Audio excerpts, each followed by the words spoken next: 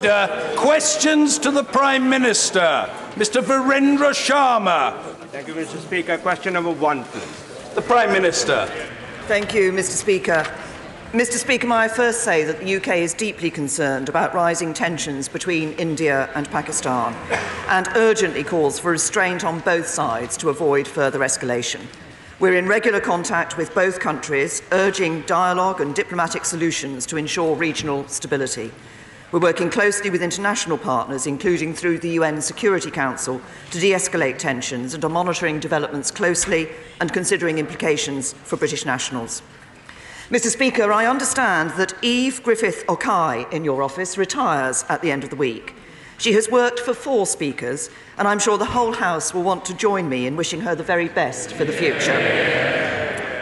Mr. Speaker, this morning I had meetings with ministerial colleagues and others. In addition to my duties in this House, I shall have further such meetings later today. Mr. Virendra Sharma. Thank you, Mr. Speaker, and thank you for the initial response. Mr. Speaker, in the face of her total failure to secure the agreement of this House, when will the Prime Minister call time on this farce, extend Article 50 and put her deal versus the Remain to the people?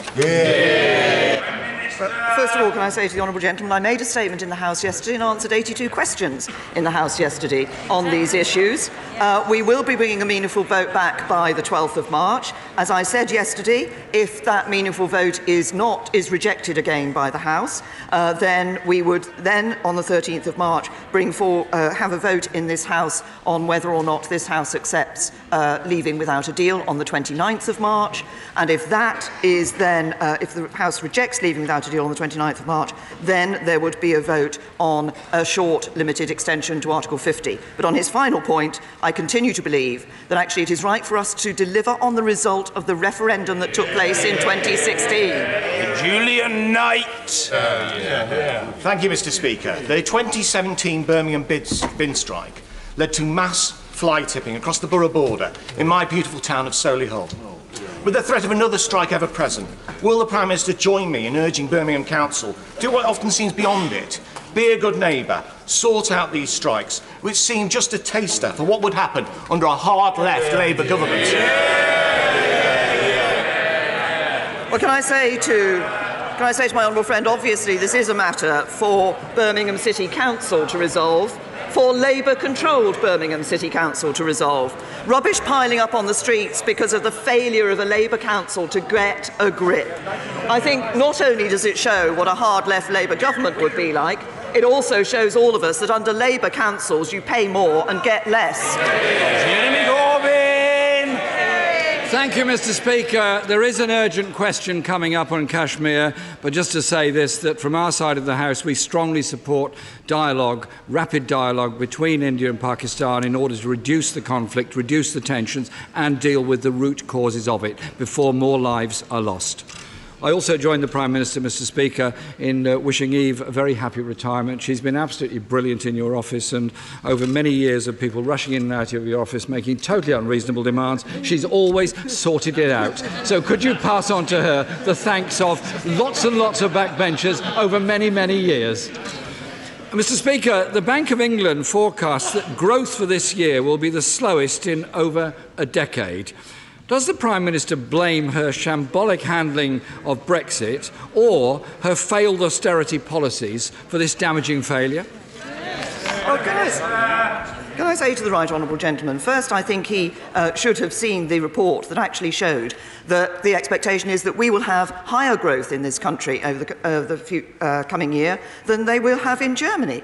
But he talks about the economy. Let's just say what we see in the economy under a Conservative government. More people in work than ever before. Unemployment at its lowest level since the 1970s. Borrowing this year at its lowest level for 17 years.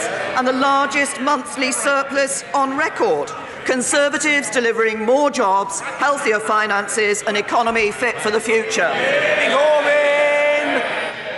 Well, Mr. Speaker, I know the Prime Minister is very busy, I understand that, but she possibly hasn't had a chance to look at the Bank of England forecasts, which suggest there's a 1 in 4 chance of the UK economy dipping into recession. Manufacturing is already in recession. Car manufacturing declined at the steepest rate for a decade, down 5% in the last quarter alone.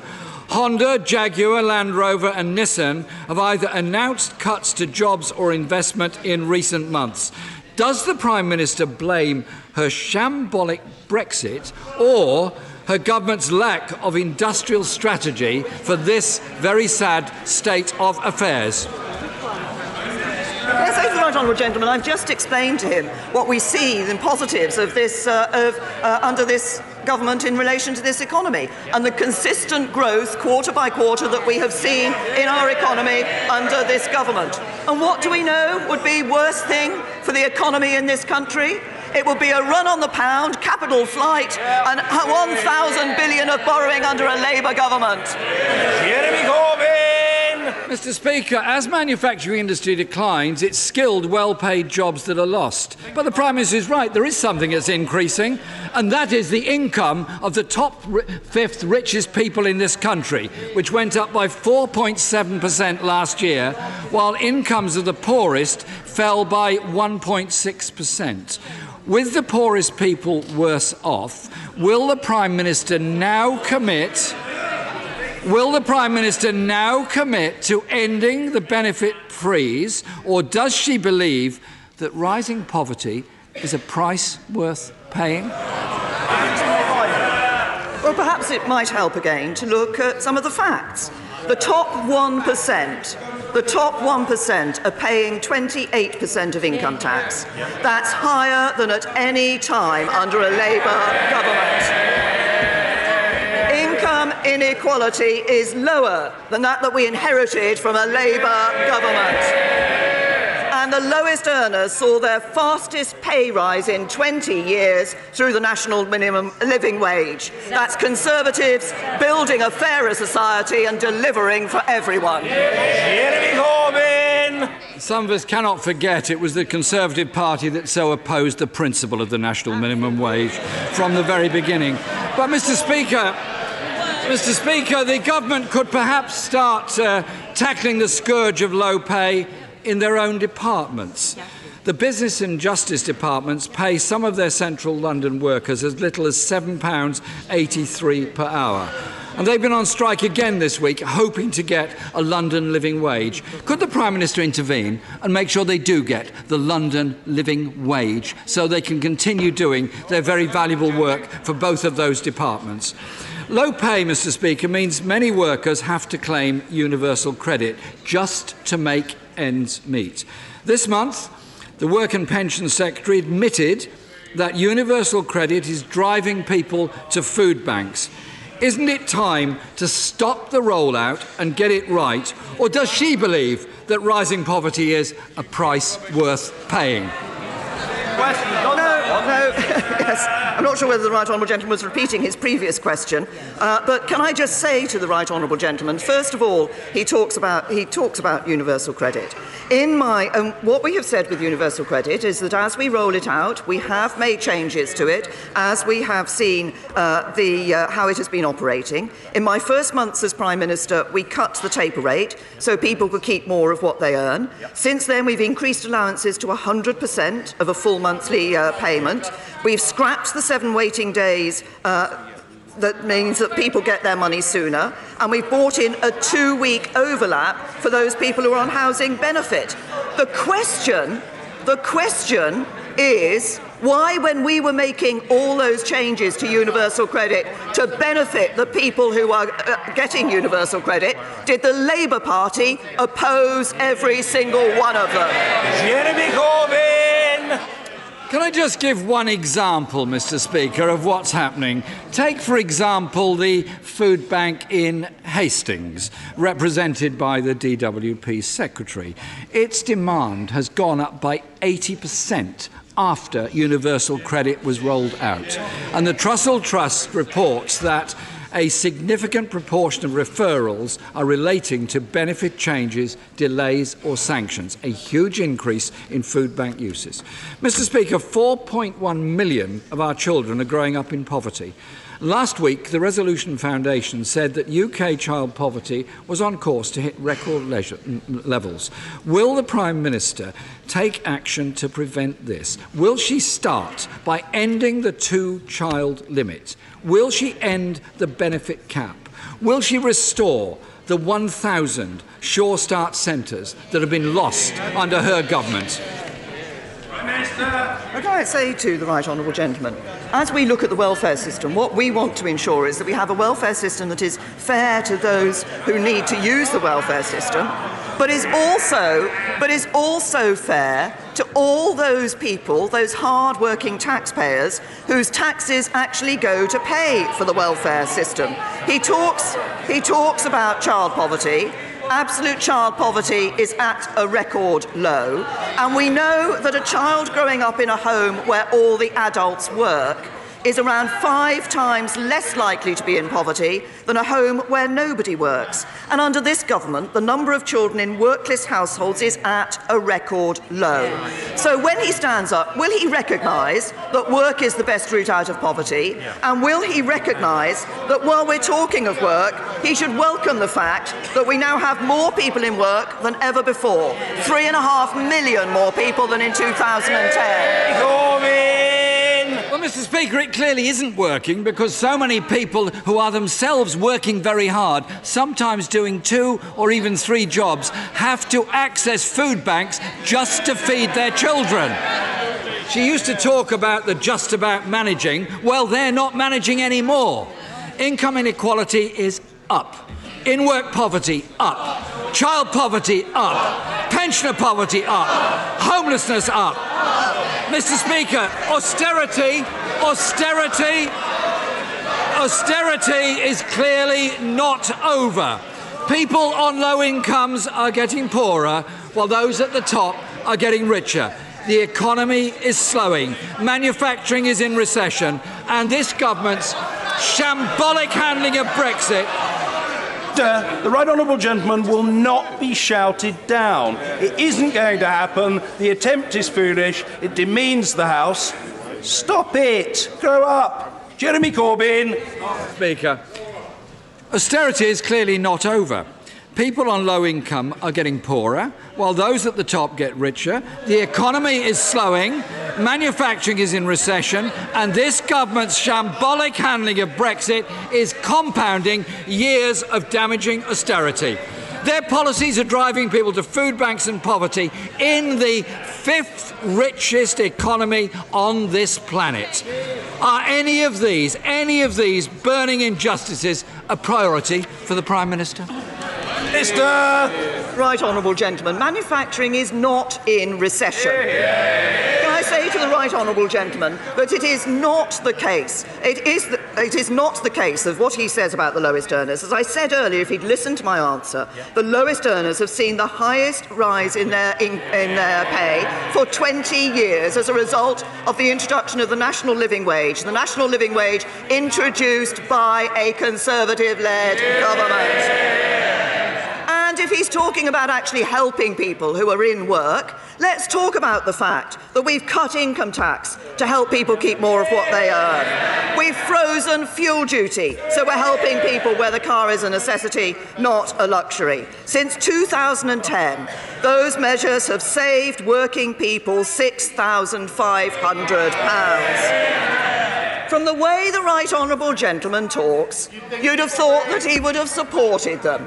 But what did he do? No, he's voted against them over a dozen times. And that's the reality. It's working people who always pay the price of labour. Thank you, Mr. Speaker. For rural areas, access to emergency care is hugely important, with distances and journey times extremely crucial. Does the Prime Minister therefore agree with me and the 40,000 Pembrokeshire people who've signed the petition against proposals to remove A&E from the local hospital that the Welsh Government need to look again at this and ensure that communities like mine aren't left with second-class services that put lives at risk? Well, can I thank my right honourable friend for raising this issue? And obviously I recognise when the concern that people feel when they're particularly those who will be living furthest away from the planned new hospital. As he has said in his question, obviously, health is a devolved matter for the Labour Welsh Government. But I would urge them fully to consider the impact of these changes on local residents. We want to be able to ensure that people can access the services they need wherever they live in the United Kingdom. Blackford. Thank you, Mr. Speaker. I'm sure the House will want to join me in welcoming the President of the Dutch Senate and the Dutch parliamentarians that are with us. Goedemiddag, hartelijke welkom, dames en heren. Mr. Speaker, 100,000 jobs in Scotland are under threat from a no-deal Brexit. The Scottish Government's top economic advisor has warned that this could create a recession worse than the 2008 financial crisis. The Prime Minister must rule out no deal right here, right now. Why is she still blackmailing the people of this country? The right honourable gentleman might not be surprised if I point out to him that there are only two ways for ensuring that no deal is taken off the table. And it's no good members of the SNP shaking their head or muttering from a sedentary position. They need to face up to the facts. We will not revoke Article 50 because we're leaving the European Union. So the only way to take no deal off the table is to vote for the deal. Ian Blackford. Thank you, Mr. Speaker. I think it will be for Parliament to decide. And of course, there are other options. We can extend Article 50 and we can have a people's vote. Prime Minister, look at the faces of her colleagues. She is fooling no one. Parliament will not be bullied into a false choice of accepting her very bad deal or no deal at all. MPs from Scotland must now decide. Will they stand up for Scotland or will they stand up with the extreme Brexiteers and the Tory benches? Today the Scottish National Party will move an amendment to rule out no deal under any and all circumstances. Scottish MPs can back the SNP or betray voters in Scotland. Mr. Speaker, will the Prime Minister finally end this Brexit madness and vote for the SNP amendment tonight? Can I say to the right honourable gentleman, he talks about an extension to Article 50 or a second referendum. That doesn't actually solve the problem. That doesn't deal with the issue. The issue is very simple. Do we want to leave with a deal or without a deal? And that's the question that SNP MPs and every other MP will face when the time comes. But then he talks about betraying voters in Scotland. I'll tell him what's betrayed voters in Scotland. As SNP Scottish Government that has raised income tax, so people in Scotland are paying more in income tax than anywhere else in the UK. An SNP Scottish Government that has broken its manifesto promise and raised the cap on annual council tax increases for homeowners. And an SNP Scottish Government that means people are facing the prospect of an extra tax for parking their car at their workplace. And all of that... Order! There is a fest of undignified arm-waving and bellowing, Mr. Kerr, from a sedentary position. Calm yourself, man. Take some sort of soothing medicament which you will find beneficial. The Prime Minister... And all of that in a year in which the Scottish Government's block grant from Westminster went up. The real people betraying the people of Scotland are the SNP Scottish Government. James Cleverly! Thank you, Mr. Speaker. Yesterday, we heard of the horrific anti-Semitic attack on an elderly Jewish gentleman in North London. Tonight, honourable and right honourable colleagues from across the House will be breaking bread with the Community Security Trust, a charity that exists to defend against anti-Semitic violence. Will my right honourable friend agree with me that we can never be too blasé about anti-Semitism? We can never be too tolerant of anti-Semitism, and the party opposite can never be too apologetic about anti-Semitism. Can I say, first of all, I'd like to join my honourable friend in recognising the work that is done by the Community Security Trust. They do such important and valuable work throughout the year, and I'm pleased that the government is able to support the work they do. My honourable friend is absolutely right. You can never be too apologetic about anti-Semitism. But I think this actually sums up, what we've heard sums up Labour under their leader. They lose the honourable member for Liverpool Wavertree and they keep the honourable member for Derby North. It tells you all you need to know about the Labour leadership, present but not involved. And perhaps, if the Labour leader actually wants to take action against racism, he would suspend the honourable member for Derby North.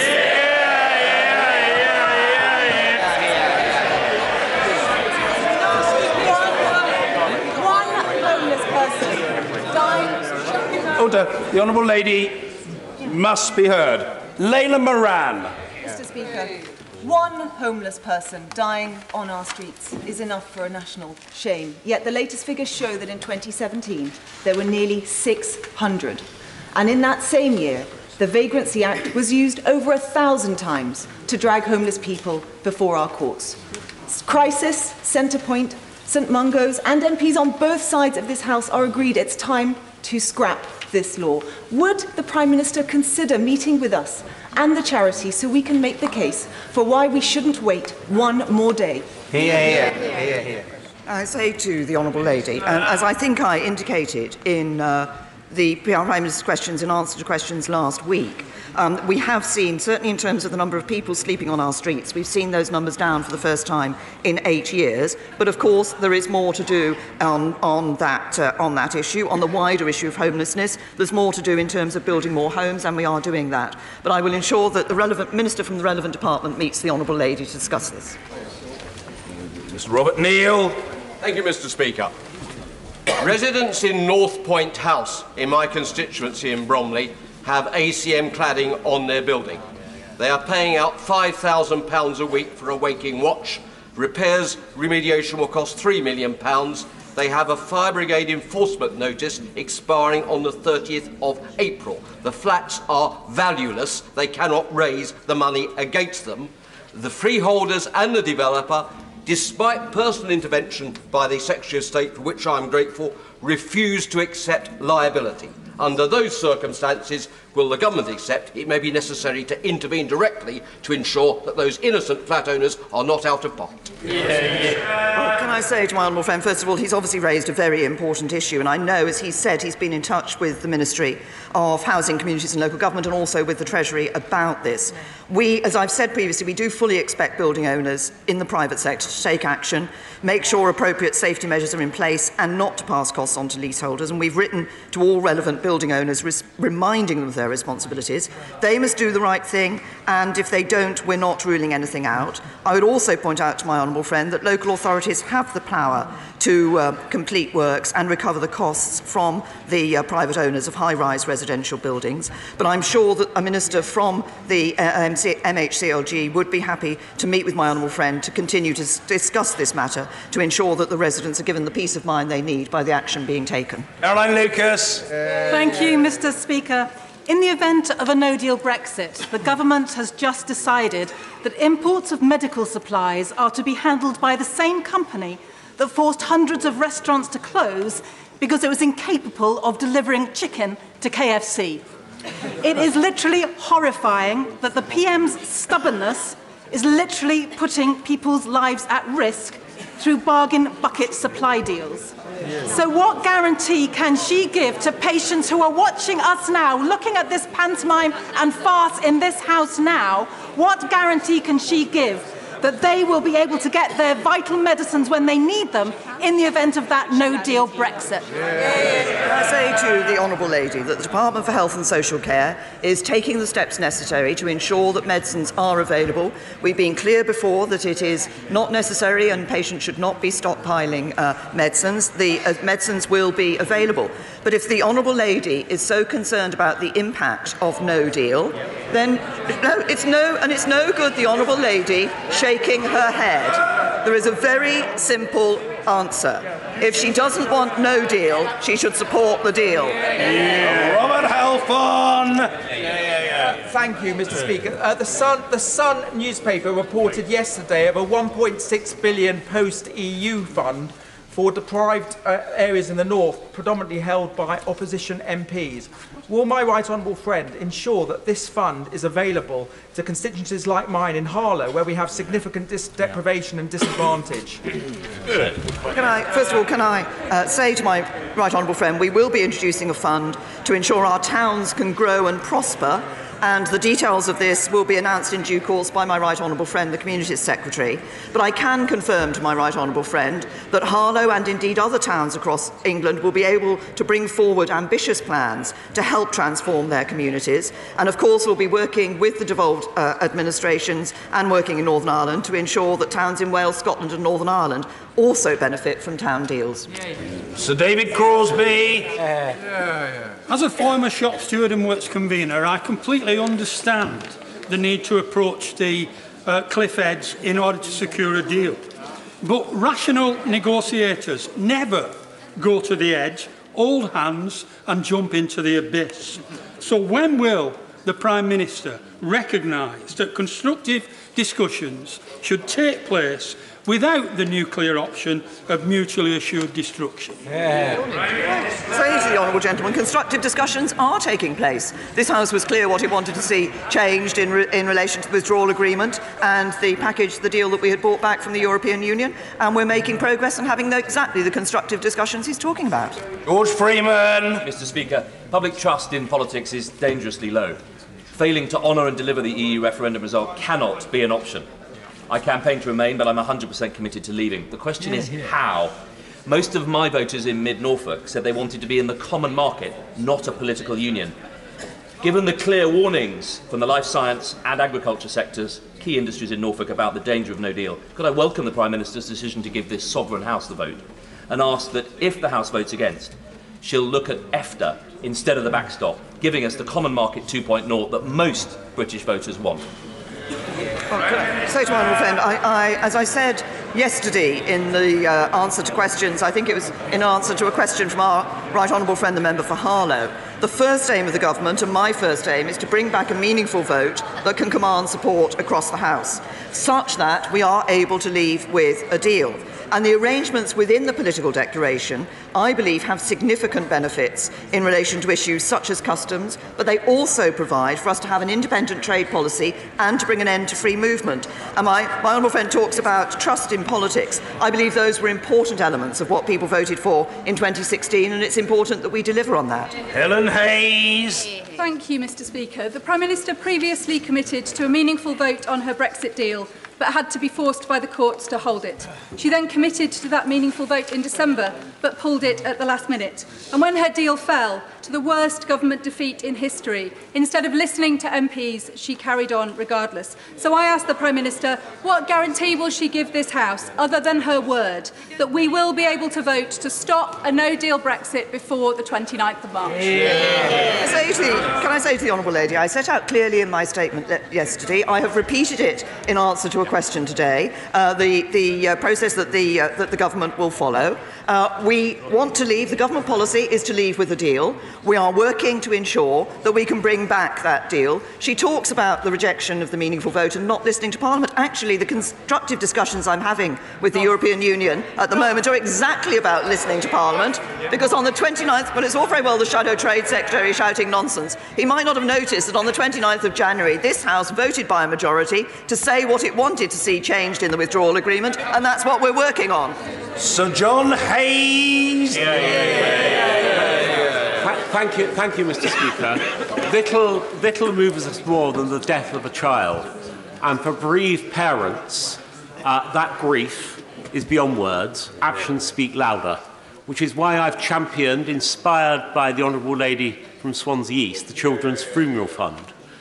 Will the Prime Minister tell us when the good work of her Minister, the member for Charnwood, will come to fruition, and that fund will begin to bring support and solace? Mr. Speaker, we can't mend broken hearts here, but those who've loved and lost deserve better than delay and doubt. Can I thank my right honourable friend, and can I thank him for the work that he has done on this issue together with the honourable member for Swansea East. I think it is accepted across the House that it isn't right that grieving parents have to worry about how to meet the funeral costs when they've lost a child. And we have, as he knows, confirmed that parents will no longer have to meet the costs of burials or cremations. Fees will be waived by local authorities and paid for by the government. The relevant ministries have been working on the most effective way to deliver this, and I can confirm that this will be implemented by the summer. Bambos Charalambus.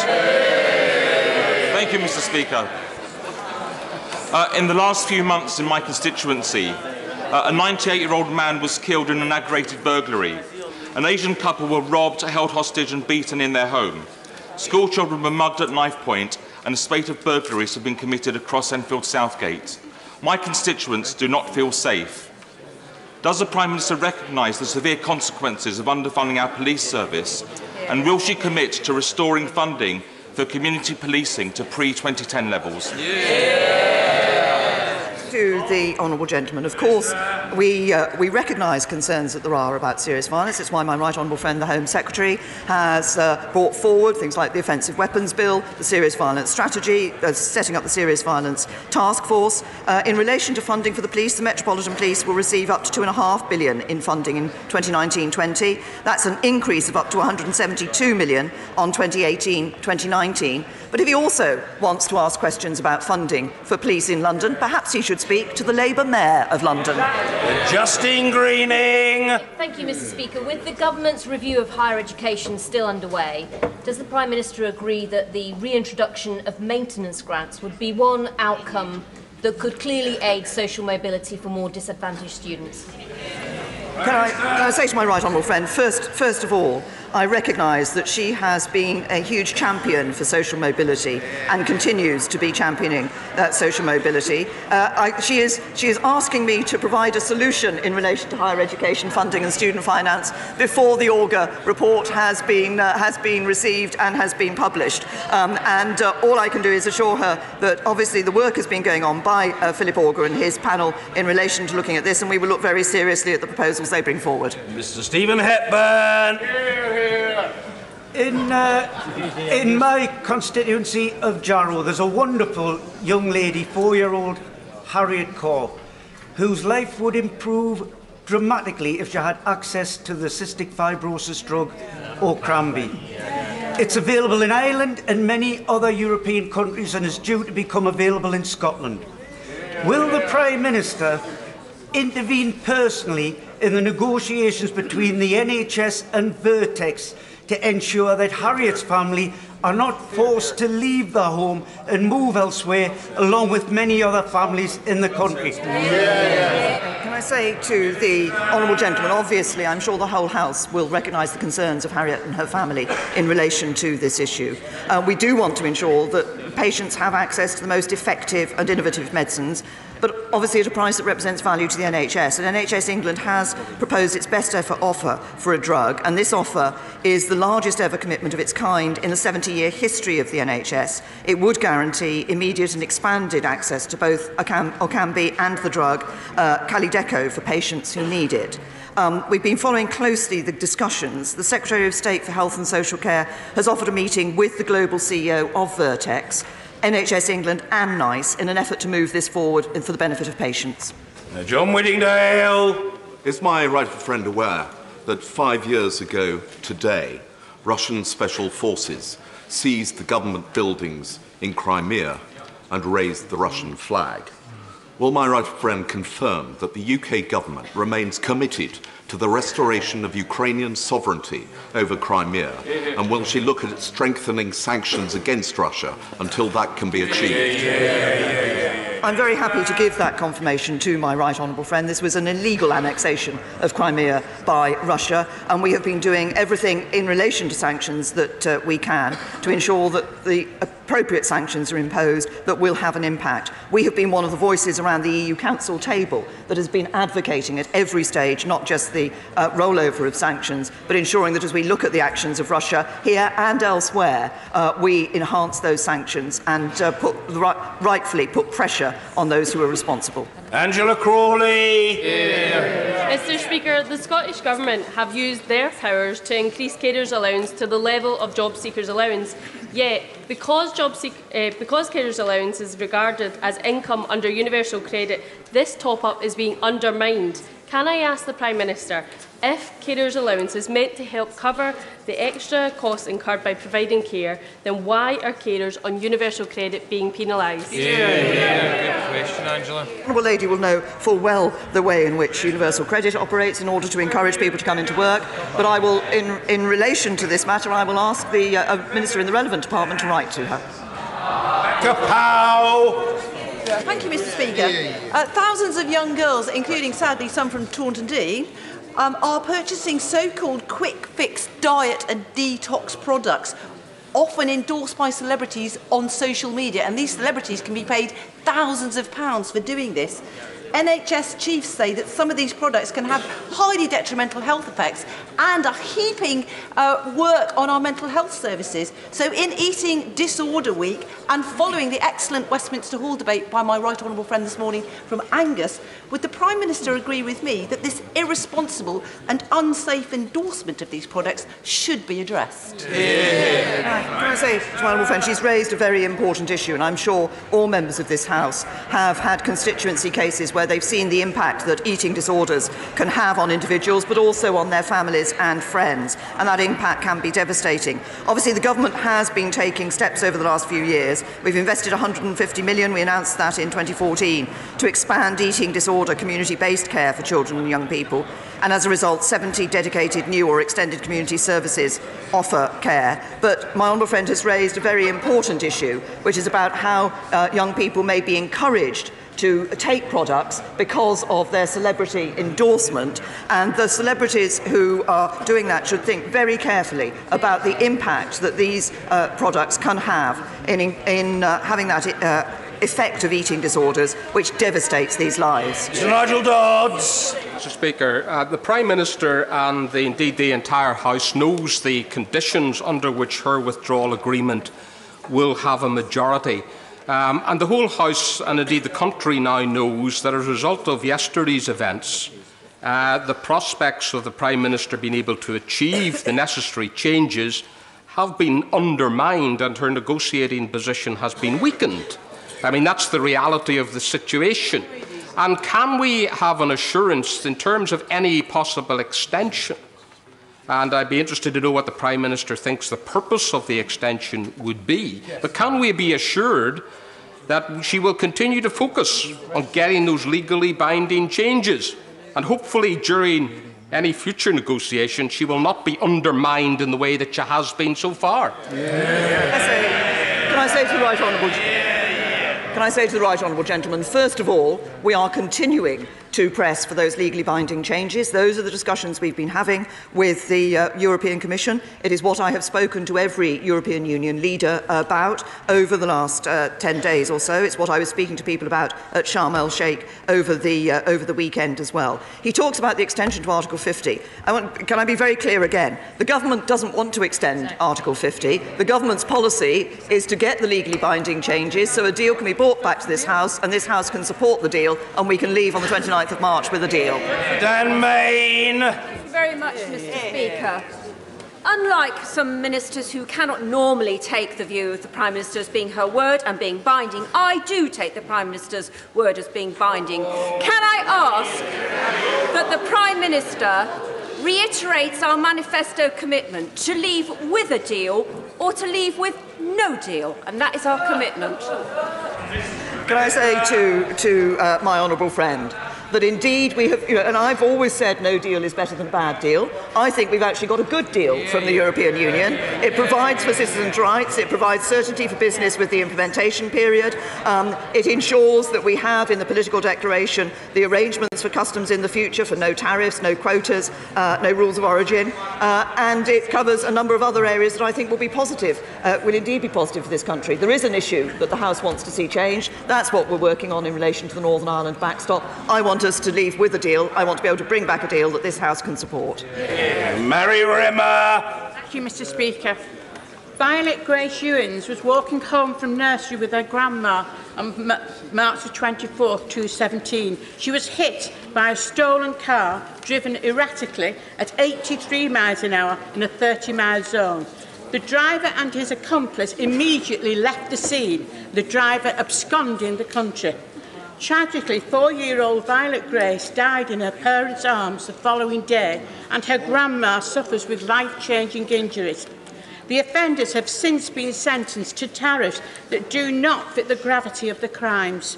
In October 2017, the government published the response to the consultation on driving offences and penalties relating to causing death or serious injury and confirmed proposals to increase the maximum penalty for causing death by dangerous driving from 14 years imprisonment to life, along with other tariffs for serious driving offences, and stated that government would bring forward proposals for reform of the law as soon as parliamentary time allows.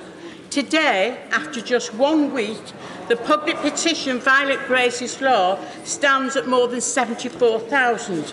The government is repeating the same response.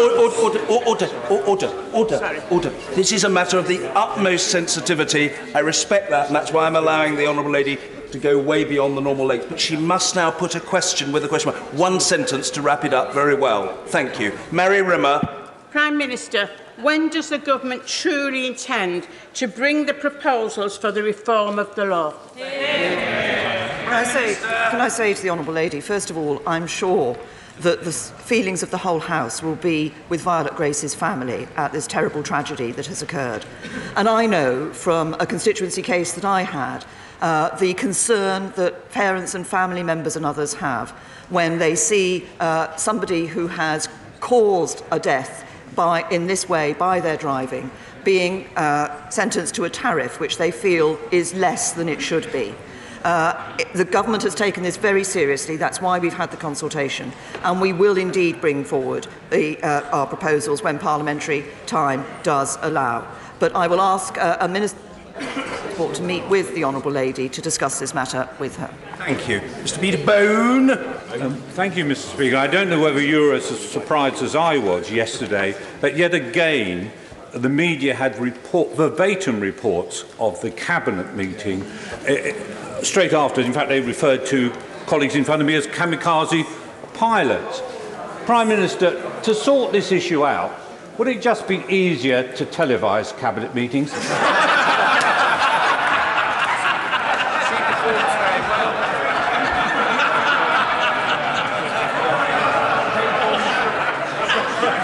I'm not sure.